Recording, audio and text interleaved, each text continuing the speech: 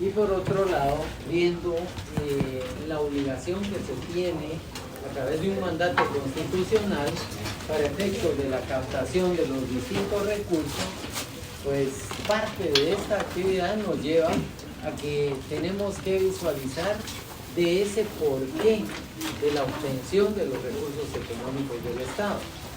Y ese porqué de la obtención nos lleva precisamente a establecer que el derecho financiero, siendo esa fuente de origen y proyección para efectos de captar recursos, se convierte de naturaleza jurídica dentro de lo que es el derecho público como tal.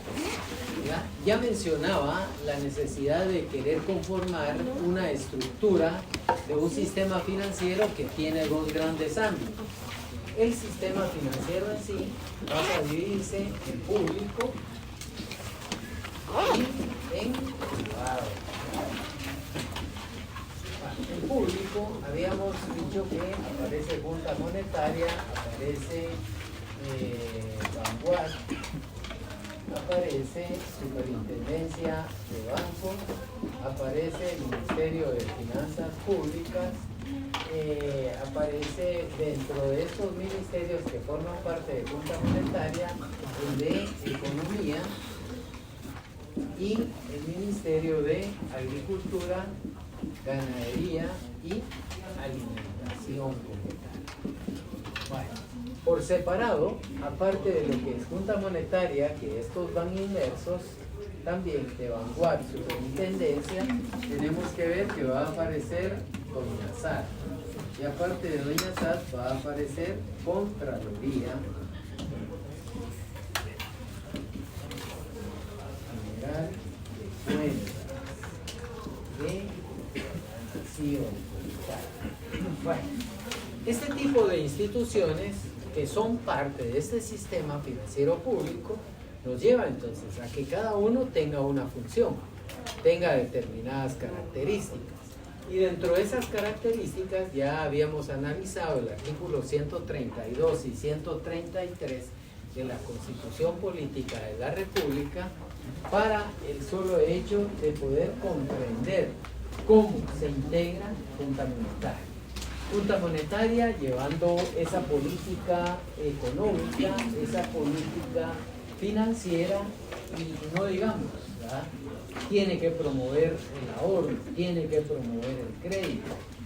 Y desde acá, precisamente, a través de estos ministerios y del resto que le integran, porque vamos a decir, acá hay una parte que integra, pero también está el representante del Congreso, el representante del cacique y el representante de los, en este caso sería consejos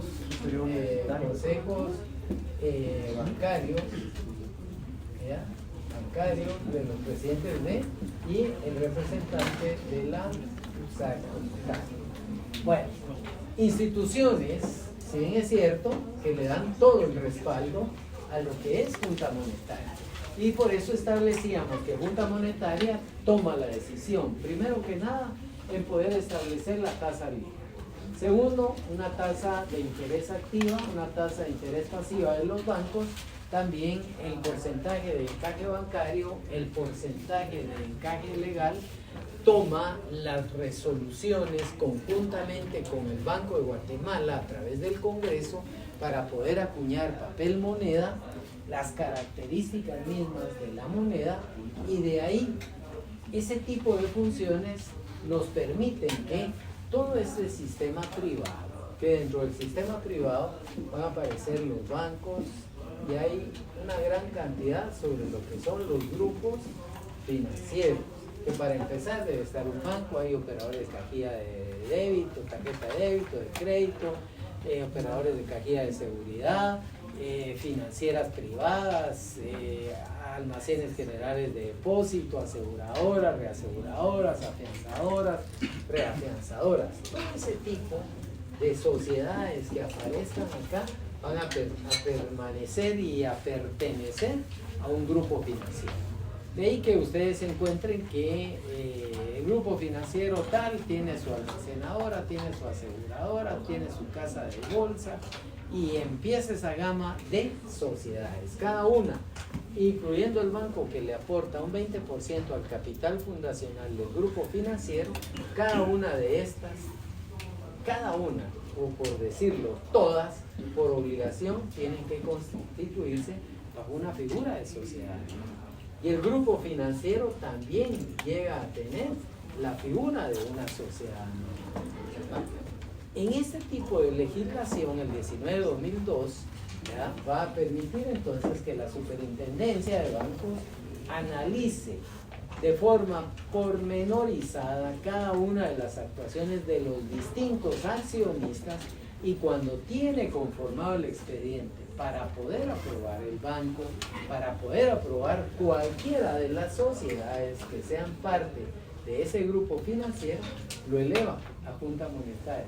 Y Junta Monetaria solo emite una resolución donde ordena la inscripción a el Ministerio de Economía. Y mencionábamos por qué el Ministerio de Economía va a recibir una instrucción a través del registro mercantil que solo se inscriba el banco. ¿Por qué? Porque automáticamente aquí se conoce dentro de Junta Monetaria, y por ser el registro mercantil parte del Ministerio de Economía, solo se le notifica, se inscribe, cosa contraria que no sucede con otras sociedades. Cuando menciono sociedad anónima, recuerden en su curso de Derecho Mercantil 1, todas las sociedades del artículo 10 más las del 12 que tienen que ver con este ámbito financiero, más las del 3496 que tienen que ver con esa sociedad de capitales, que es la ley de mercado de valores y mercancías, ahí aparece ese tipo de sociedad. Entonces, sociedades 10 reguladas atendiendo al código, artículo 10, 6 reguladas atendiendo al Código de Comercio.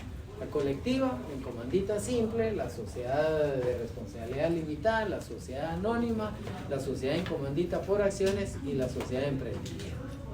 Todo el mundo le decía antes a uno, cuando vayan al examen, en el mercantil 1, ahí les pregunten cuántas sociedades hay en el medio. Recuérdense la mano del pin plata, decía, porque tiene 6 dedos. Ahora nos quedamos cortos, se tienen que recordar de una más, porque realmente son 7 sociedades. Y esa séptima no aparece dentro del Código de Comercio, pero sí le da nacimiento la Ley del Mercado de Valores y Mercancías, insisto, ese decreto 3496. ¿Ya? Esa sociedad es la que desarrolla precisamente todo ese tipo de transacciones financieras a través de títulos. Por eso nacen las casas de bolsa. Pero hay algo importante, ese tipo de sociedades son aquellas que pasan a ser sociedad anónima de capital variable como tal. Y solo en México y en El Salvador, las sociedades anónimas son de capital variable. En Guatemala, sí y solo sí, la sociedad de capitales. No necesita tener modificación. Me imagino que se los explicaron, yo solo se los voy a recordar, ¿ya? Que al final no se necesita transformar la escritura constitutiva, ni siquiera el formulario de constitución de sociedad como la de emprendimiento. Aquí son unidades, no son acciones. Y es Superintendencia de Bancos la que evalúa. Llego a la casa de bolsa y le digo, mire, tiene tanto de deuda, ahora voy a cobrar derecho de autor.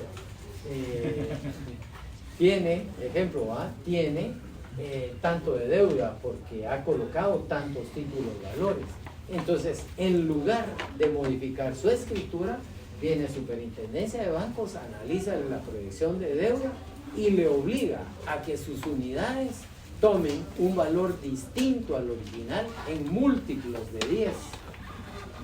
El 71-72 de la Ley del Mercado de Valores y Mercancías es el tipo de regulación donde establece que una sociedad de capital variable debe constituirse como mínimo con 50,000 unidades. Y ahí por el 90-91, no los tengo en este momento exactos, pero ahí no se sale el 90-91, aparece que cada unidad debe tener el valor equivalente a múltiplos de 10 como tal. Entonces, si hoy llega a Superintendencia de Bancos, analiza la casa de bolsa y le dice, fíjese que usted está corto, entonces ese tipo de títulos de crédito, de títulos llamadas unidades, esas 50,000 en lugar de 100 quetzales, por favor, colóquele 300. Entonces, mediante dictamen, se traslada a Junta Monetaria, publica y automáticamente los accionistas, porque al final siguen siendo accionistas. La diferencia es que en lugar de tener acciones van a tener unidades. Esas unidades, en lugar de valer 100 quetzales, pasaron a valer 300 quetzales. La obligación de inyectar la plata para que en el momento en que se venga el resto de usuarios, esa casa de bolsa no entre en crisis. Vale. Pensemos, empezaron a recibir y pagaron, y ya fueron a las empresas y las empresas empiezan a devolver la plata y ellos les entregan sus documentos. En ese momento, ¿qué va a suceder con la casa de bolsa? Tiene suficiente disponibilidad. Entonces vienen, ellos solicitan y mediante formulario la Superintendencia de Bancos analiza nuevamente el promedio de la deuda, lo traslada a Junta Monetaria y Junta Monetaria ordena la publicación y disminuye el valor de cada unidad. Es decir, entra a mutarse el capital, ya sea hacia el alza o hacia la disminución, sin necesidad de modificar la escritura de constitución. Sí y solo sí se modifica el valor de cada unidad mediante dictamen técnico de la Superintendencia de Bancos, resolución publicada, lo que ordena Junta Monetaria. Y de ahí, así permanece el capital variable de dicha sociedad. Bueno, no es solo recordatorio, ¿va? Pero lo menciono ¿por qué? Porque al final, dentro de las distintas funciones, entonces, Junta Monetaria, mencionamos la tasa líder. La tasa líder es ese porcentaje que va a cobrar el Banco de Guatemala cuando un banco del sistema privado queda desencajado y no tiene esa plata para afrontar sus obligaciones de manera inmediata. Ese día quedó desencajado, el banco le acredita, pero le cobra un porcentaje de tasa líder. Resulta ser de que Junta Monetaria vuelve a establecer la tasa de interés activo y pasivo. Activas todas las transacciones que en algún momento el banco genera a través de una línea de crédito. Todos los préstamos que generen van a cobrar un porcentaje de interés de tasa activa. Y la tasa de interés pasiva es todo lo que los bancos van a pagar por aquellas cuentas de depósitos, a la vista, a plazo, monetarios, de ahorro, cualquier otro tipo de depósito que se suscribiera en algún momento. Entonces, los bancos tienen la autorización para poder cobrar. Regulado por Junta Monetaria. Bueno, tenemos tasa de interés líder, la activa, la pasiva. Vamos, porcentaje de encaje bancario y porcentaje de encaje legal. El día de hoy, todos ustedes depositaron en el banco El Chicharroncito Sociedad Anónima 10 millones de quetzales. Entre todos, distintos depósitos, a la vista, ahorro, a plazo fijo, monetarios, etc. 10 millones. Tiene el banco por obligación que agarrar el 14% de esos 10 millones y trasladárselos por, óigase bien, encaje bancario a las bóvedas del Banco de Guatemala. ¿Qué pasa con ese dinero? Se retira de circulación, pero por ese dinero el Banco de Guatemala le va a reconocer un porcentaje de interés de tasa líder. La tasa líder no anda más allá de un 5 o 6% cuando el banco tiene que pagar, pero llega de un 10 hasta un 12% cuando el banco presta y va a cobrar como tal. Ese juego que se mantiene es para mantener un porcentaje de masa de circulante, me refiero al papel moneda, en circulación. Ese control lo debe de llevar y administrar el Banco de Guatemala, pero lo autoriza Junta Monetaria, encaje bancario. Y el encaje legal se refiere a un porcentaje que casi siempre es el 50% del encaje bancario. Quiero decir que si el encaje bancario en este momento es 14%, el encaje legal anda en el orden del 7%. Y es lo que se cobra por todo aquel tipo de títulos de crédito que circulan y que negocian o adquieren las instituciones bancarias. Letras de cambio, pagarés, certificados de depósito, cédulas hipotecarias, etc. Todo lo que el banco negocia en algún momento. Entonces, a raíz de la colocación, por obligación, deben de enviar ese porcentaje a las bóvedas del Banco de Guatemala, pues, todos los días. Y por eso también les van a reconocer un porcentaje que se llama tasa líder como tal. Quiero contarles, cuando yo les mencioné, si todos llevaron 10 millones, los 10 millones tienen que ser reales. Este es solo paréntesis para que no les vaya a quedar ahí alguna inquietud. ¿Qué sucede si yo llegué y deposité 2 millones en cheques, pero los cheques resultaron sinfónicos? Eso se netea, y de lo que efectivamente es acreditable es lo que se aplica, ese porcentaje de encaje bancario o de encaje legal, y es lo que se manda a las bóvedas del Banco de Guatemala.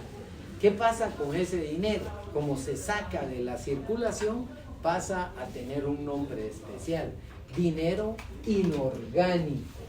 Es lo que comúnmente se retira de circulación. De igual forma, entra como dinero inorgánico, por ejemplo, recuerdo que los muchachos a veces están y de repente aparece el anito así medio wow.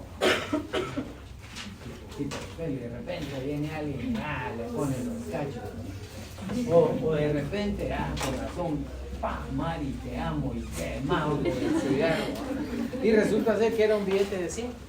O los engrapan, o lo sellan. Ese dinero con manchas, mutilado, marcado, se saca de circulación. Pasa a ser dinero inorgánico.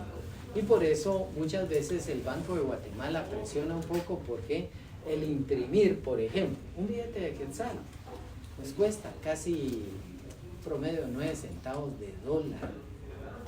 Vale más la impresión que el acuñar papel moneda. Entonces, por eso es de que las monedas, incluso que en un principio habían emitido de un quetzal, tenían cierto gramo, cierta cantidad de gramos de bronce, cobre, una aleación. Y de repente se empiezan a dar cuenta que los chatarreros decían: mire, véndame sus fichas y le doy 5 quetzales. Valía más en peso que en valor de expresión. Y entonces por eso empezaron a sacar aquellas que uno las pone aquí y se las lleva al aire. Aparecen pedazos de papel. Peor esas de 1 centavo, de 5 centavos. ¿Y por qué no las dejan de emitir? Porque todavía está el decreto 17 de 2002. Y ese decreto 17 de 2002, que es la ley monetaria, en su artículo primero claramente nos deja establecido que la moneda del curso legal en Guatemala es el quetzal, y que se va a abreviar con una Q mayúscula. Por ahí, por el 5.6, recuerdo que establece que se debe de utilizar papel moneda, o sea, moneda de circulación, para efectos de medio de cuenta y pago. Y por ahí ya del 10 en adelante empiezan las características de la moneda de 1 centavo, de 5 centavos, 10 centavos, perdón, 1 centavo, 5 centavos, 10 centavos, 25 centavos, una 50. Que otra de 50, la de 1 quetzal, billete de 5, billete de papel moneda de 5, de 10, de 20, de 50, de 100 y de 200. Próximamente de 500. ¿Por qué? Porque la ley monetaria todavía contempla el poder acuñar papel moneda con denominación de 500 como tal.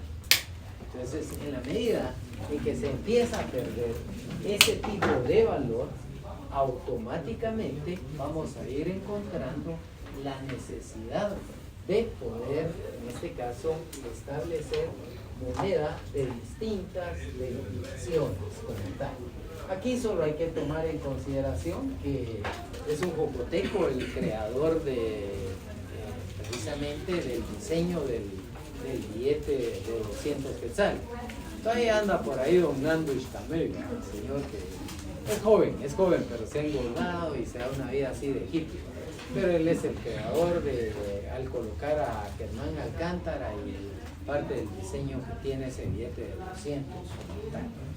Bueno, esto sería en función de que Junta Monetaria en su momento traslade una serie de funciones. ¿A quién se las delega? Se las delega al Banco de Guatemala. Vamos, Banco de Guatemala. Primero que nada, tiene ley orgánica, decreto 16/2012. Primero que nada. Segundo, es una institución que nace a la vida jurídica por mandato constitucional, artículos 132 y 133. Ahí aparece mencionado lo que es el Banco de Guatemala. Seguidamente, su ley orgánica permite que tenga un capital propio, tiene patrimonio propio, ¿ya? Y es el responsable, ¿perdón? ¿Qué decreto dijo la ley 16/2002, ¿ya? Bueno, tiene patrimonio propio y por ende va a tener la responsabilidad de ser el único banco central en Guatemala, único, que tendrá básicamente la responsabilidad de ser corresponsal para con otros bancos nacionales de otros estados. Entonces, si por ejemplo acá en algún momento aparece un grupo de coreanos y mire que tenemos estos yuan y necesitamos negociar, nadie se los quiere comprar muchas veces. El Banco de Guatemala estaría obligado a agarrar cualquier otro tipo de moneda. Yo les preguntaría quién quiere córdobas hondureños, quién quiere colones nicaragüenses, quién quiere pesos beliceños. Entonces, cuando uno empieza a ver la diversidad, sabemos que hay una ley de libre cambio de divisas, pero casi nadie hace transacciones más que con operaciones de moneda dura, como puede resultar una libra esterlina, como pudiera resultar un euro, como pudiera resultar el dólar como tal, ¿ya? Recuerden que ya Europa en algún momento ha intentado dejar de lado el dólar como moneda de cambio a nivel internacional. Sin embargo, el Banco Mundial, que nace después de la Segunda Guerra Mundial como tal, allá por el 44, automáticamente es el único banco que controla, no solo, controla y autoriza a que cada país mantenga masa de dinero en circulación. Cualquiera de las que ya mencioné, incluso pesos mexicanos, los mexicanos con sus pesos.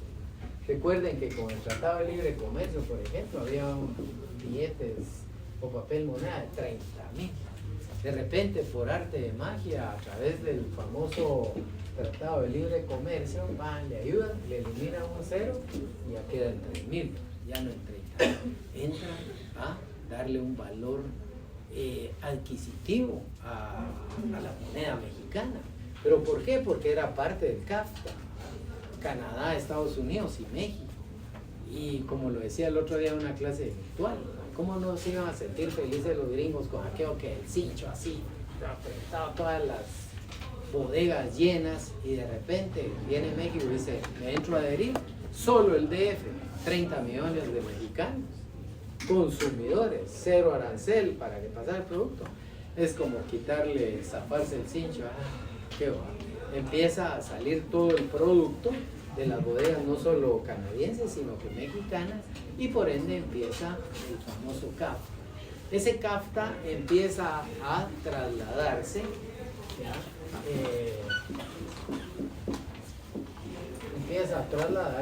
a Centroamérica, y resulta ser que en Centroamérica los países no logran ponerse de acuerdo, únicamente 3, entonces pasa a ser CA3. Y el CA3 nos deja entonces a Honduras, El Salvador y Guatemala, mas no se adhiere al Tratado de Libre Comercio ni Nicaragua, tampoco Costa Rica como tal, mucho menos Panamá. Y luego entra a adherirse República Dominicana. De ahí que tengamos un tratado de comercio CAFTA CA3-RD. ¿Ya? Entonces, en ese proceso, aquí viene el único que puede tener transacciones con otros bancos a nivel mundial, sigue siendo el Banco Mundial. Otro chivo en cuanto a la ley orgánica del Banco de Guatemala. El Banco de Guatemala tiene un presidente del Banco de Guatemala, quien a su vez es el presidente de lo que es precisamente la Junta Monetaria. Pero el representante legal, para ustedes que van en el ámbito del derecho, no es el presidente del Banco. Pasa a ser el gerente general del Banco de Guatemala por ley, quien asume la representación legal. ¿Quién va a firmar estados financieros? Representante legal, auditor, contador y presidente del Banco de Guatemala. ¿Puede repetir eso, Luis? El representante legal de... Es el gerente general, es quien tiene la representación legal. Y ahí viene, por ejemplo, cómo hay instituciones que cada uno pasa a tener la representación legal para poder actuar. Ejemplo, ¿quién es el representante legal en un municipio? El alcalde. ¿Y quién es el representante judicial del municipio? Síndico. Sí, exacto. Entonces podemos ir viendo cómo hay figuras distintas. Y menciono esto por una sencilla razón. He visto algunos documentos por ahí, convenios de pago. Aquí viene, ahorita que todo el mundo llega a salir, convenios de pago. Vienen y suscriben ahí por finales de octubre, todo el mundo, que la liquidación a través de un convenio de pago. Y lo firma el síndico. Yo no quiero estar en los zapatos del fulano. Es que el alcalde le dio, perdón, ¿y por qué lo firma el síndico? Si el síndico solo tiene la representación judicial de la municipalidad. Es más, vas a ser mandatario ante tribunal, más no en actos administrativos. Ahí tiene que ser alcalde. Y a esas alturas se van dando cuenta que hay ilegalidad en ese convenio. Y viene el trabajador y quiere reclamar sus prestaciones. ¿Y qué pasó si firmó en octubre? Noviembre, diciembre, transcurrió enero, prescribió su derecho de reclamo. Los 30 días para poder reclamar, por lo menos, tener derecho a indemnización. Las irrenunciables es otro rollo. Constitucionalmente sabemos que el 102 nos lleva a que aguinaldo, bono 14 como tal y derecho a vacaciones no se pierden, aunque la ley en algún momento del servicio civil claramente es establecido que solo hay 2 años de acumulación de vacaciones para poder reclamar y un máximo de 10 para poder pedir indemnización como tal. Entonces es legislación especial que en algún momento vienen y empiezan precisamente a jugar precisamente estas instituciones un rol determinante. ¿Y por qué digo estas instituciones? Porque cuando vienen al Ministerio de Finanzas Públicas, se van a la Dirección Técnica del Presupuesto, es que miren, no se puede, el presupuesto solo está para ahí y empiezan entonces a... Miremos en Contabilidad General del Estado, sí, a contabilidad únicamente tendrá y lo demás va prescribiendo el derecho como tal. Entonces son situaciones que se deben de tener especial cuidado dentro de los ingresos públicos como tal, porque al final lo que se reclame va a afectar ingresos públicos. Y si va a afectar ingresos públicos, esos ingresos pasan a tener esa estructura programática que es presupuesto general de ingresos y egresos de Estado. Miren, cosas tan afuera que uno va viendo cómo afecta dentro de este ámbito del sistema financiero público. Bueno, Banco de Guatemala, aparte de tener patrimonio propio, aparte de que el gerente sea su representante legal, aparte que tiene que cumplir con lo que Junta Monetaria le ordena, que sería administrar, óigase bien, administrar el encaje bancario y el encaje legal, también el Banco de Guatemala va a aplicar esa tasa líder prestando o recibiendo esos encajes como tal. De igual forma, el Banco de Guatemala pasa a ser corresponsal para con otros bancos públicos y pasa a ser consejero financiero del Estado como tal. Bueno, esto es dentro de parte de algunas funciones.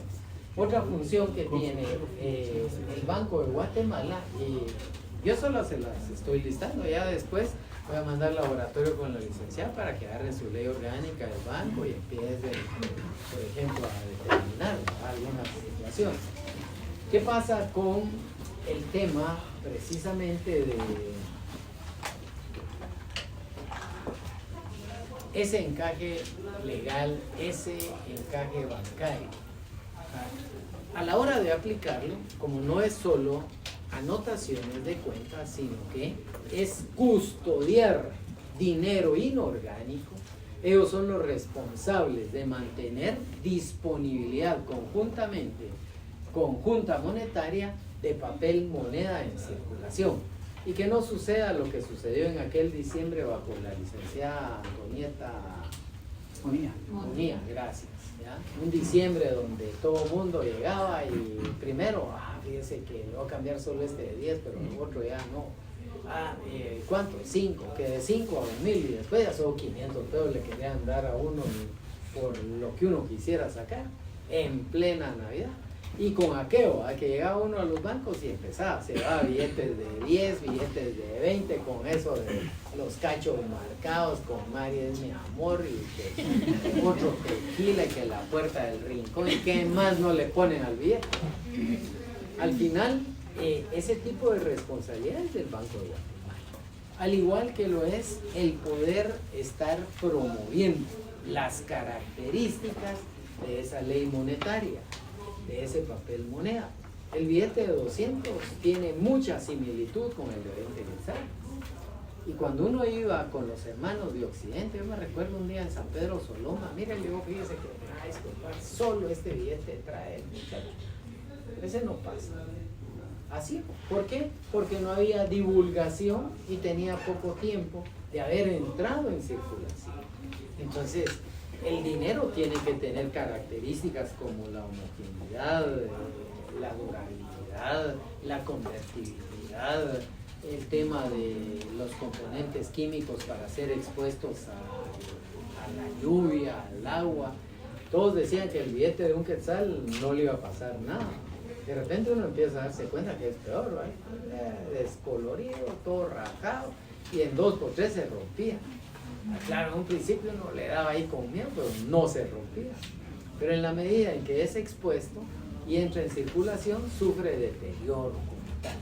Banco de Guatemala, responsable entonces de mantener esas características del dinero, la homogeneidad como tal. Otra de las situaciones, el único ente autorizado en el país para poder acuñar papel moneda. Solo el Banco de Guatemala puede, básicamente, en buen chapín, imprimir, diría alguien, técnicamente acuñar papel moneda. ¿Ya?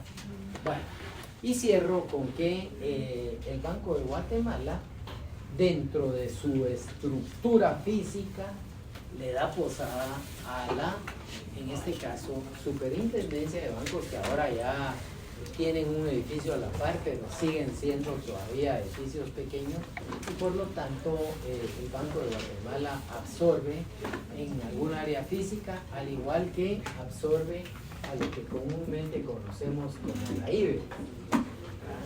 La IBE no es más que la Intendencia de Verificación Económica. Este tipo de intendencia es la responsable de verificación económica. Esta intendencia es la responsable de poder verificar todo aquel tipo de transacciones sospechosas. Ejemplo, en mi cuenta puedo tener sus 1000 pesitos mes a mes, y deposito 5 y saco 4 o pago 3.5, pero nunca rebaso los 5. Y de la noche a la mañana, en un día, y deposito 1 millón de quetzales. Lo primero que sucede es, me reciben la plata, pero me congelan la cuenta. Es una transacción sospechosa. Y aparte de ello, viene la superintendencia y empieza a averiguar el origen de los fondos. Que sí, que fíjese que pues, a mí me regalaron un terreno en la Antigua y lo vendí. Y cuando uno llega con su escritura, 100,000 quetzales. ¿De dónde me sacó el mío? Y empiezan los clavos. ¿Por qué? Porque somos muy dados a querer registrar todavía en las comunidades o en nuestros pueblos compraventa 500 quetzales. Y ahí viene la mala asesoría del notario. No, hombre, ¿para qué va a pagar tanto? Mire, se va a quedar pagando IUSI, le dicen al comprador. Y sí, dice el comprador. Y de repente viene el comprador, vaya, la misma historia, congelado el tema. ¿Por qué? Por el origen. Hay formas técnicas. ¿Ha oído la ilusión, licenciado? Por ejemplo, el tema de ilusión. Ayúdenos. Por ahí tírenles un ejemplo allá a los muchachos. ¿Quieren? O si no, no tengan pena. Dígame, no. Ilusión. Sí. Tengo la idea, usted me sabrá corregir. Creo que es disminuir un valor, como aparentar un valor para volverlo aparentemente legal. Gracias. Tiene la idea. Aquí la ilusión en materia tributaria pasa a convertirse en aquel acto jurídico que me permite evadir el pago de un tributo. Ejemplo, resulta ser de que compro, y les va a dar el chivo, pero el día que se ganen algo, ahí se acuerdan de este viejo, aunque sea una taza de papel. ¿Qué pasa al final? Llega alguien y me dice, fíjense que estoy vendiendo 2 terrenos en la calle del agua en San Ramón. Perfecto, dice. Así, ¿cuánto? Pues fíjense que por cada terreno pidieron $250,000 y los van a pagar. La asociación que lo va a comprar dice que con todo gusto, pero necesita que se escriture al tipo de cambio de los 250,000 de cada terreno, es decir, $500,000. ¿Y qué? Es que mi cliente no quiere, porque mire, para empezar, el libro primero del decreto 10-2012 establece en la ley del impuesto sobre la renta, dentro de los 3 hechos generadores, aparte de las actividades productivas, aparte de la relación de dependencia, hay una parte en ese libro que grava el incremento a los patrimonios. Resulta ser de que el propietario tenía en $500,000 de quetzales registrados los 2 terrenos y sobre eso pagaba IVA. Pero de la noche a la mañana le van a dar 500,000, pero no quetzales, sino que dólares. Y ellos querían por fuerza en los 500,000, pero quetzales, no dólares. Y el otro, no. A mí me regalan el dinero y todo, pero quieren los $500,000 al tipo de cambio. Para hacerlo práctico, el 8 por 1, para no ponerme 7 ya. 8 por 5, 40, 4 millones. Así es. 4 millones de quetzales que se tendría que venir y escribir. Y lo tengo registrado en $500,000 en matrícula fiscal. Eso quiere decir que estoy obteniendo un incremento a mi patrimonio de $3,5 millones. Y atendiendo a la ley del impuesto sobre la renta hay que pagar el 10%. Eso implica que tengo que pagar 350,000 quetzales de impuestos sobre la renta. Y le dice al otro, no hombre, pero usted se va a quedar pagando. Y yo, sí, pero pago yo si no es por mí, no importa. Entonces, y al final, no, que entonces no, que no sé qué. Me llama el notario, mire qué puedo hacer. No le voy a cobrar peso porque fue mi alumno, pero ahí despuésito, aunque sea un almuercito, hombre. Un chuco y un vaso de hora me quería dar. ¿Saben qué? Le digo, vayan en este momento, suscriban una promesa de compraventa para 30 días y lo que hacen en esa promesa de compraventa es venir y respetar que efectivamente se le va a vender el terreno y el otro que efectivamente lo va a comprar y coloquen un 10% de arras de depósito. Entonces habían 400,000 pesos depositados que si el otro se negaba a comprarlo, el otro se quedaba con las arras.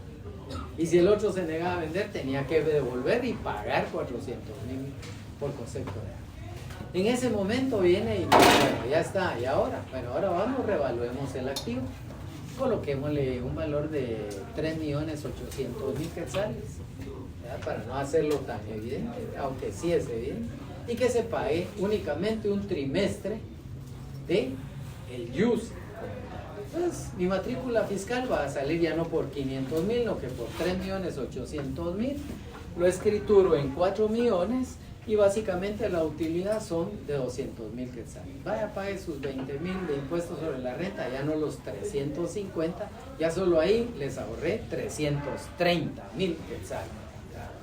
Y puede ir, deposita en el banco, ni va a tener problema usted, ni va a tener él que se quede pagando su 9% de UCI, y por otro lado usted pues disfrute de los 330.